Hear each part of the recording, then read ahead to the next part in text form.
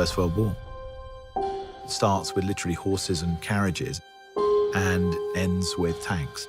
So it's the moment where modern war, you could argue, begins. From the very beginning, I felt this movie should be told in real time. Every step of the journey, breathing every breath with these men, felt integral. And there is no better way to telling the story than with one continuous shot. 3, 2, 1, go, go!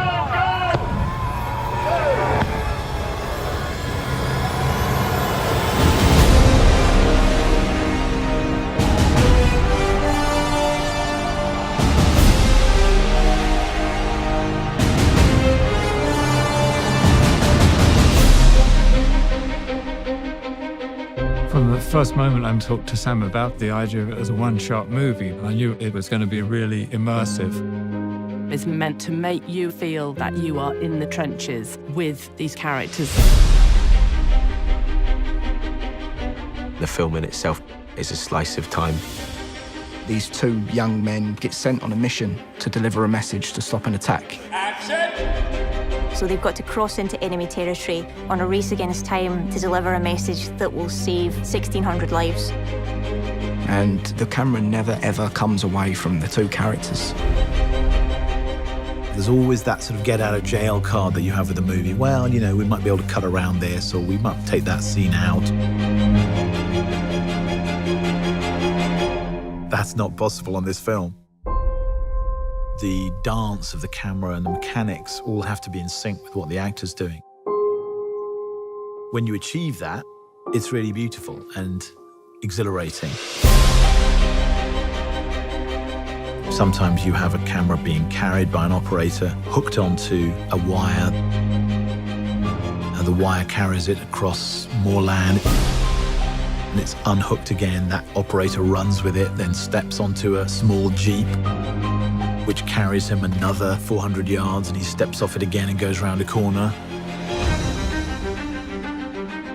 Let's go back to 1. This film does not take place in a series of interiors.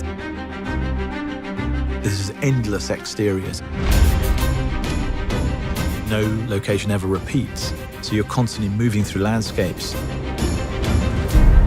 Being such an exterior movie, we're very dependent on the light and the weather. And we kind of realized, well, for a start, you can't really light it. Action. Because, you know, if you were running down a trench and turning around 360 degrees, there's nowhere to put a light anywhere. And because we were shooting in story order, we have to shoot in cloud to get the continuity from scene to scene. So some mornings, the sun would be out and we couldn't shoot. So we would rehearse. And we're rehearsing. And then we'd be waiting around, everyone with their eyes up in the sky, trying to see how long it'd take for the sun to move behind the cloud. And as soon as it comes over, you've got this 5-minute window. Everyone would be like, come on, go, go, go. Go, go, go! So you are also in the lap of the gods. It's like a piece of theatre every take. Once it starts, it can't stop. If something goes wrong, you just have to keep going. Until you actually see it on a screen, you don't really realize how immersive it is and how that technique kind of draws you into it. For me, engagement is very important.